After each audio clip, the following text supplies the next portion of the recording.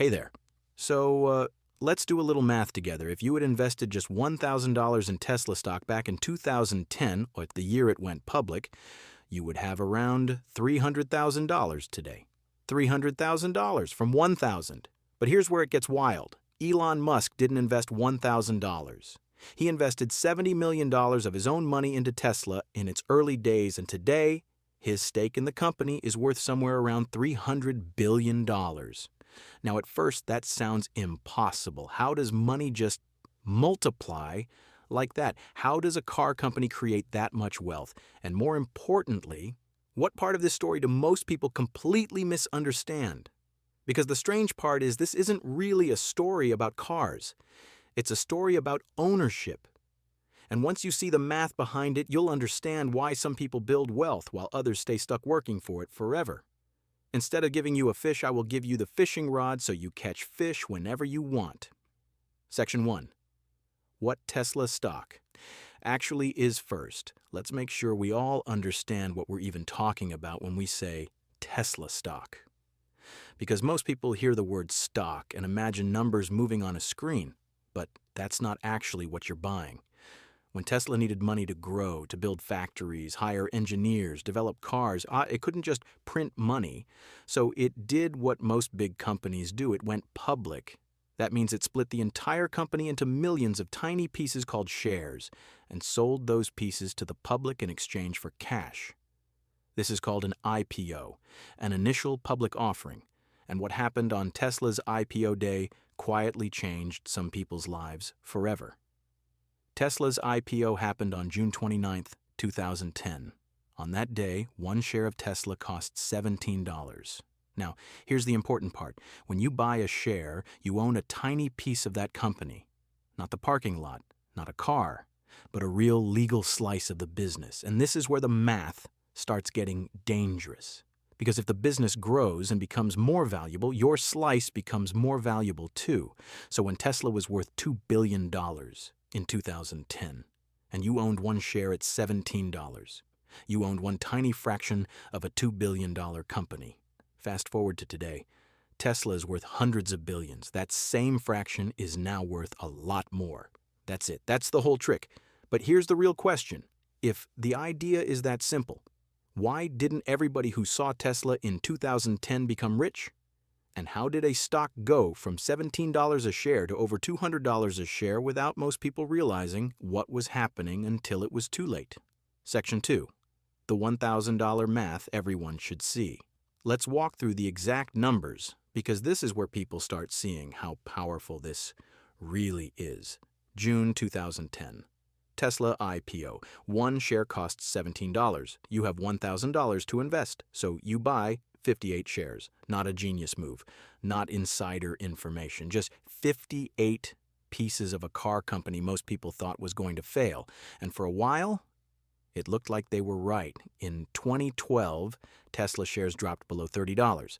And this is usually the part where normal investors make the decision that costs them the most money. Because in 2013, Tesla bounced back past $100. Then in 2016, it crashed back near $50 again. Your $1,000 investment was bouncing up and down like a heart monitor. Most people would have panicked and sold, but then something changed. And this is the moment that turned Tesla from a risky car company into a wealth machine. Tesla started delivering cars, not just prototypes, real cars, to real customers. The Model S, the Model 3, the Gigafactories, revenue started climbing, then profits. Then Wall Street started realizing Tesla might become much bigger than anyone expected. And then the stock did something almost nobody predicted. It exploded. By January 2021, Tesla hit an all-time high of around $900 per share. But here's the part most people miss. That wasn't even the same number of shares you started with. Because in 2020, Tesla did something called a 5-for-1 stock split. And that one move quietly multiplied investors' share counts overnight. We'll explain that in a second. By that point, your original 58 shares had multiplied into 290 shares because of that split.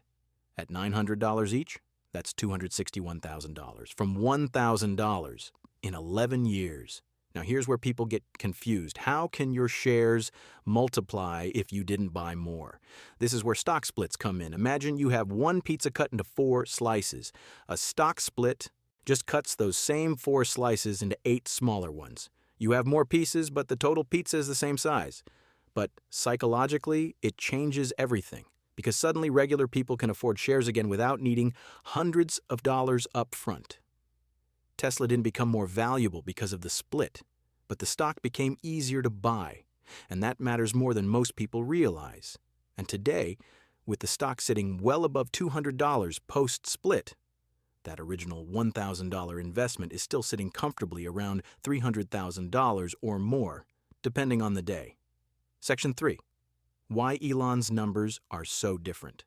Now, here's where people usually ask the obvious question. If your $1,000 turned into around $300,000, then how did Elon end up with hundreds of billions? Because this is the part most people misunderstand about wealth. Elon didn't just buy stock, he built the company. Let's go back to 2004. Tesla was barely more than an idea. No factories, no mass production, no proven market, and honestly, a very real chance of failure. Elon Musk joined as chairman and lead investor, putting in $6.5 million in Tesla's first funding round. But here's the crazy part. That was nowhere near the end of it. Over the following years, Tesla kept running out of money, and at one point in 2008, the company was dangerously close to collapsing completely. Most investors would have walked away. Elon doubled down again and again. Total personal investment around $70 million. Now here's why that changed everything. In return, he received a massive ownership stake in the company. At certain points, he owned over 20% of Tesla. And this next part is the formula behind almost every billionaire story you've ever heard. If you own 20% of a company, and that company grows from being worth $2 billion to being worth $800 billion, your 20% stake explodes in value too. Your ownership grows with the company, and once people understand this, they start realizing something uncomfortable. Most wealthy people don't become rich from salaries. They become rich from ownership. That's what people mean when they say equity. Equity is ownership, and ownership in something that grows is how generational wealth is built. Elon's $300 billion net worth didn't come from a paycheck. It came from owning a large piece of something that became enormously valuable. Same principle as your $1,000, just a completely different scale. Section 4. Could a normal person actually do this? Now you might be thinking, okay, great story, but Elon had $70 million to invest. I have $500 and a Netflix subscription. What does any of this have to do with me? Actually, probably more than you think, because the most important part of this story isn't the billions, it's the timing. Let's meet someone called Marcus, not a billionaire, not a Silicon Valley insider, just a 24-year-old warehouse worker in Atlanta. In 2012, Marcus had been putting aside $200 a month for a year and saved up $2,400. Then he saw something most people ignored. Tesla's Model S launch made him believe electric vehicles might actually become mainstream, so he invested his entire $2,400 into Tesla stock at around $35 a share. And honestly, at the time, that looked reckless. He bought 68 shares. Then came the hardest part, doing nothing. He didn't panic when the stock dropped. He didn't sell when it doubled. He didn't cash out early when friends told him he was lucky. He just held. And what happened next is the part that changes how people think about investing forever. By 2021, those 68 shares had become 340 shares after the stock split. At Tesla's peak, that was worth over $300,000. Marcus is a fictional character, Bateson, but the math is completely real, and stories exactly like his happen to real people all over the world. Regular people who understood one simple thing: investing is not about timing the market. It's about surviving long enough for time to do the heavy lifting. And here's the uncomfortable truth most beginners discover too late. Every great investment feels risky before it becomes obvious. Tesla felt risky in 2010. Amazon felt risky in 2001. Apple felt risky in 2003.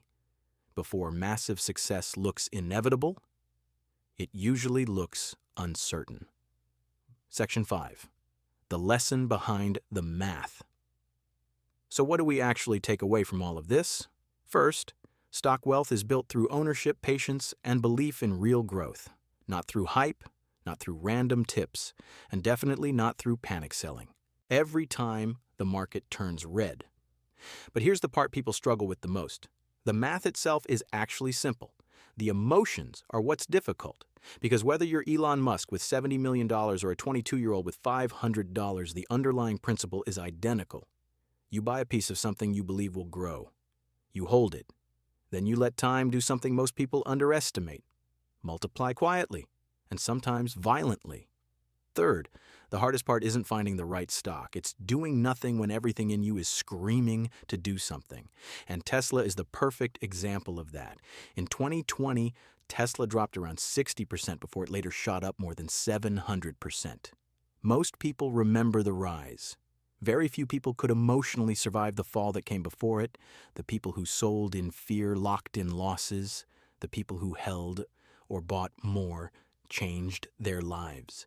But before you walk away thinking every stock becomes the next Tesla, there's one thing you absolutely need to understand.